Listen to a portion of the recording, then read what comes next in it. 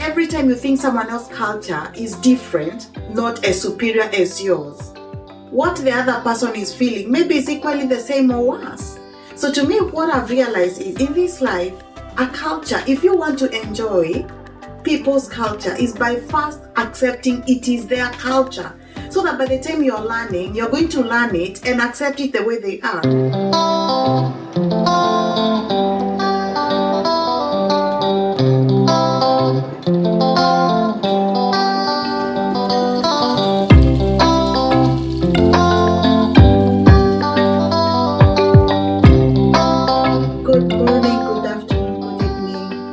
Everyone, since the last time we met in our last video.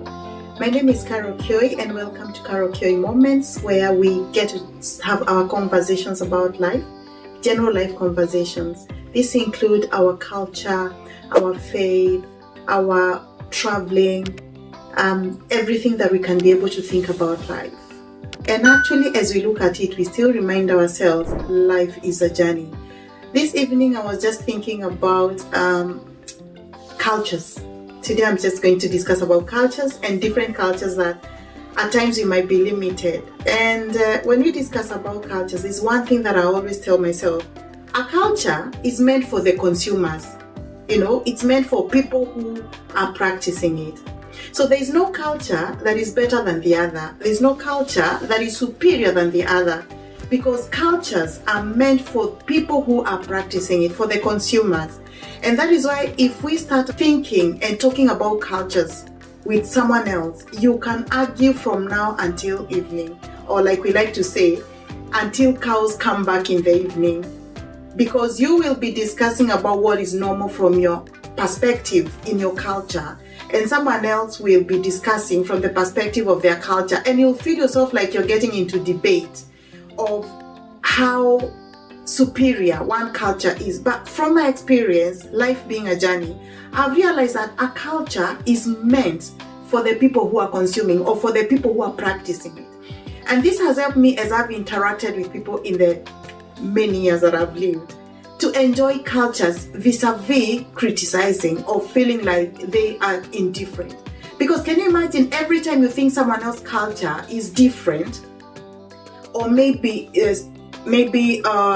not as superior as yours, what the other person is feeling maybe is equally the same or worse. So to me, what I've realized is in this life, a culture, if you want to enjoy people's culture, is by first accepting it is their culture. So that by the time you're learning, you're going to learn it and accept it the way they are. And this is from not just cultural that we talk about tribe. It's culture that also includes perspectives, because you might find someone believes in something else which seemingly becomes their culture. What am I talking about? If we look at people who believe in maybe taking uncooked blood, someone else may be looking at it like yuckish, and feel like, why should they take it? Yet, in that other person who is taking that blood, they feel like it's yummy. And today I'm just going to discuss about a few things that I've learned. Remember, I am in an area whereby I've traveled. Even in my country, Kenya, we have so many cultures that you can't even finish crisscrossing that one small country. Small country meaning we have even larger countries than that. And it makes someone enjoy most when you change your mind and know that a culture is not yours if you're not practicing it, and respect and be ready even to learn more from that other culture. So in Kenya, for example, we have cultures that are contrarily opposite to the others. And life pushed me into even schooling into those other cultures. And let me tell you, you will always find, when you change your mind, you'll always find something that is good and that you can learn positively, vis-a-vis criticizing and always feeling like, oh, these people are indifferent. They are not indifferent. They are doing what they found themselves doing. And be it cuts across all races. Be it black, be it white, be it whatever race that we are in, be it whatever tribe that we are in. I've realized that every culture is meant for the people. For example, some of these things may seem very little, and this especially includes into the families, which means the weddings, The funerals is another area that I've realized people, death and funeral actually, people differ so much. The naming maybe of children, you'll find people differ so much at times. And maybe faith is something else. Some people, faith may be seeming different from what someone is practicing, and you feel like you want to bring a reasoning behind it and feeling like yours could be better than the other. You might find sometimes it is maybe food. Some types of food, they could be very normal for some people to eat certain types of food and in a certain way, in a certain manner. Yet in yours, you think it's abnormal. Let me just try to cut across in my country. We have a few tribes that like to eat, drink actually, or is it just warm a little bit blood and take it. I might feel as if that is not good or not healthy or whatever you want. If you want to understand such a culture, just go to them and they will tell you. And when they tell you, you'll be able to understand and not judge them. Maybe it could be something like weddings. Wedding is something else that I've realized all the way from dowry. By the way, I am privy to knowing not all tribes or people practice even the same types of weddings and cultures. Some of the people give dowry to the girls, and some tribes and cultures, dowries, women give to men. So can you imagine if you're having a discussion or you visit such an area and you realize that if you come from a culture, like in my culture, generally, men give dowry to women's side, like to appreciate the exchange of them getting married to their daughter. But there's another culture, you'll find that ladies are the ones who give dowry to the men's side. So if you were to debate, I'll be wanting to feel like, oh, that culture is a cake or it reduces the effectiveness of dowry. No, every culture is meant for those people. I remember I'm in an intermarriage, actually regional intermarriage. I'm from East Africa, my husband is from West Africa. So even all the way from dating, you can imagine how it was different. And even it's different from the way we think, the way we talk about things, the way we look at things. But fortunately, I can say fortunately, because my upbringing did not limit me to being very limited to even tribes in Kenya. Maybe because I schooled in various places in Kenya, and I was able to have very good friends, actually close to my heart, and very good friends from different cultures, from school to when I was working, to when I started even maybe traveling. My job allowed me to travel quite a little bit, most probably locally, and also with time it helped me to travel a little bit internationally. By then, I was already prepared to mix with people from the perspective of that is where they are. Because as I keep on saying, life is a journey, and when you are limited, it makes you even be limited to getting to know people. Because when you want to look people, for example, Makikuyu, if I always want to look at people from the eyes, the goggles we put on, the lenses we put on, from Makikuyu perspective, it means if I meet even another tribe from Kenya, be it Luo, be it Kalenjin, be it Kamba, I'll be wanting them to behave like Kikuyus. I'm already limited to fellowship, to talking, to being friends, to learning from one another. Which at times even, people narrow it down to, I cannot get married to a certain tribe. I cannot even be friends from a certain tribe. Oh, when you listen to certain tribes, those ones are thieves, Maybe people who know these things may help to mention, but I'm trying to limit myself not to mention, oh, that tribe is thieves, That tribe, they are proud people, That tribe, they are made of witches or they practice witchcraft. That tribe, they don't go to school. Maybe some tribes also, they have also, they don't circumcise men, or they circumcise girls, or, things that you'll always find can reduce you, because it is not all. It is also some people. Some of those tribes, not everybody is a thief. Not everybody is proud. Not everybody maybe is a witch.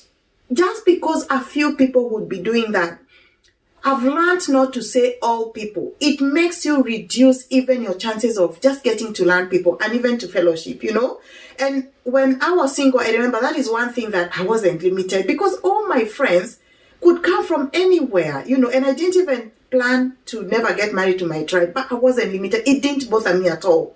It did not bother me at all. Come all the way down, I get married to an inter-regional actually, so I changed region. So as I'm saying, from the time we were meeting, some of our interesting areas when we were dating and courtship was cultures, and we would really find ourselves actually laughing most of the time.